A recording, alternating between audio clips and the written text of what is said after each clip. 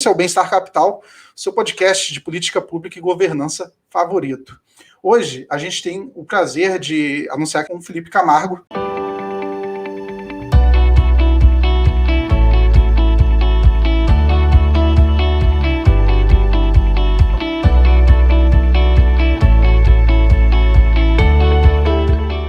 Porque o Brasil também não via tão bem antes da pandemia.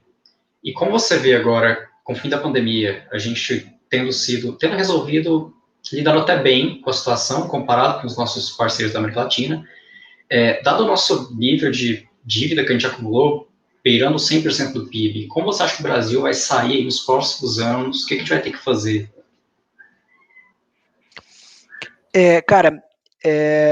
Essa é uma pergunta bastante complexa para o Brasil, né? Assim, é um desafio enorme que ele vai ter que enfrentar agora. E qual que é a principal razão desse desafio, né? O Brasil está enfrentando a possibilidade de entrar em dominância fiscal, que a gente chama, tá? O termo dominância fiscal, ele significa basicamente que o Banco Central brasileiro não vai ter mais a capacidade de combater a inflação através da política monetária, através dos juros. Por quê? Porque a dívida está tão alta, e o que remunera a dívida pública são basicamente os juros que o Banco Central também determina, que se o Banco Central quiser combater a inflação aumentando os juros, ele vai aumentar a dívida. Ele vai aumentar a dívida a valor presente, digamos assim. Se você pegar a quantidade de juros de dívida que o Banco Central, que o governo vai ter que pagar, que o Tesouro Nacional vai ter que pagar, com maior taxa de juros, essa dívida em valor presente ela aumenta, e ela pode se tornar impagável. Se isso acontece, o Brasil entraria num ciclo vicioso em que ele não consegue mais pagar a sua dívida e a dívida fica explosiva, e além disso, porque a dívida fica explosiva, o câmbio deprecia muito, ou seja, o dólar vai ficar super caro.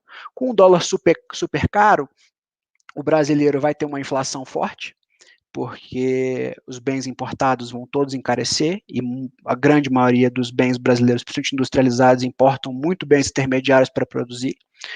Vai provavelmente complicar muito a vida. O Brasil vai ter que viver aí um momento muito sensível de monetizar a dívida, ou seja, imprimir dinheiro para pagar a despesa, e ao mesmo tempo enfrentar uma inflação que é complicada de combater, que é uma inflação que não tem taxa de juros que resolva, basicamente uma inflação que se resolve a la Argentina, com indexação, com congelamento de preço, com medidas heterodoxas que muitas vezes destroem a produtividade de um país, e esse seria o pior cenário para o Brasil. Tá? O que acontece para resolver isso? Eu acho que essa, na verdade, assim, esse é o cenário trágico, tá? Por que a gente se preocupa? É por esse motivo que eu acabei de dar. A gente se preocupa com esse cenário de dominância fiscal, que eu tentei resumir de forma bastante improvisada. Mas a forma de combater isso é o governo entregar para um médio prazo, para um prazo até talvez de mais de somente 10 anos, um plano para conseguir reverter o déficit público que a gente tem. O déficit público é o quanto o governo arrecada, menos o quanto o governo gasta para funcionar.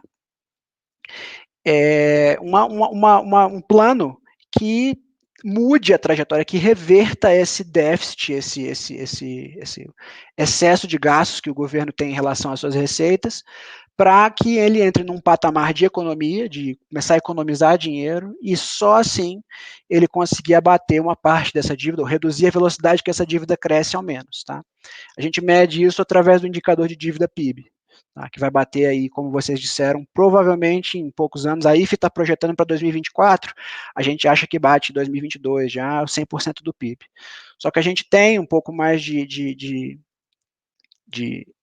assim, como a gente faz uma projeção para 2050, tá? A gente tem que trabalhar com projeções de longuíssimo prazo, a gente assume coisas que precisam ser feitas para que um país continue funcionando, para que um cenário de dominância fiscal é dificilmente projetável. Então a gente imagina que o Brasil vai fazer o quê? Vai aumentar a tributação, vai gerar um aumento de carga tributária, Só para interromper, então nessas projeções, às vezes, por exemplo, vocês já estão incluindo que vai fazer talvez uma reforma administrativa, ou vai aumentar imposto.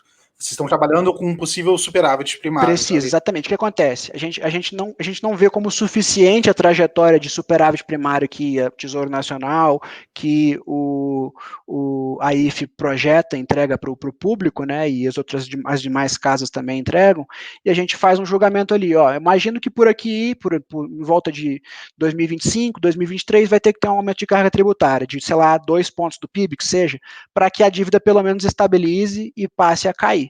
E aí, com essa dívida caindo, a gente diminui a probabilidade de entrar numa situação de dominância fiscal, que foi esse cenário que eu acabei de falar. Só uma pergunta, antes de você encerrar a resposta a essa pergunta, o que é um superávit primário, qual que é a importância disso? Que é um termo que a gente muitas vezes ouve, mas não sabe exatamente o que significa. Perfeito. O superávit primário, como eu disse, essa diferença, tá? Vamos falar de resultado primário. Resultado primário é basicamente a diferença entre o quanto o governo arrecada menos o quanto o governo gasta, excetuando as despesas de dívida, tá? Que são as taxas, geralmente são os juros da dívida, tá? Que o Banco Central está sempre, o Tesouro Nacional está sempre remunerando o investidor que compra a dívida do governo para simplesmente poder poupar e receber esse dinheiro no futuro. Como é que funciona? Né? A gente chama de déficit o resultado primário quando ele está negativo e chama de superávit quando o resultado primário é positivo. Por que ele é importante? Porque um governo que consegue manter as suas contas públicas equilibradas, ele guarda dinheiro para quando ele tem uma situação de crise que nem a que a gente está vivendo agora, ele poder usar esse montante que ele conseguiu guardar para responder a essas crises e poder auxiliar a população a não viver uma crise muito prolongada. Então, que nem a gente fez agora com os Corona Vouchers. A gente tinha a gente poderia ter economizado um dinheiro e ter gasto essa economia com os Corona Vouchers que a gente fez e usou para salvar a população. Como o Brasil não tinha economias, tinha muita dívida, na verdade, a gente fez mais dívida ainda.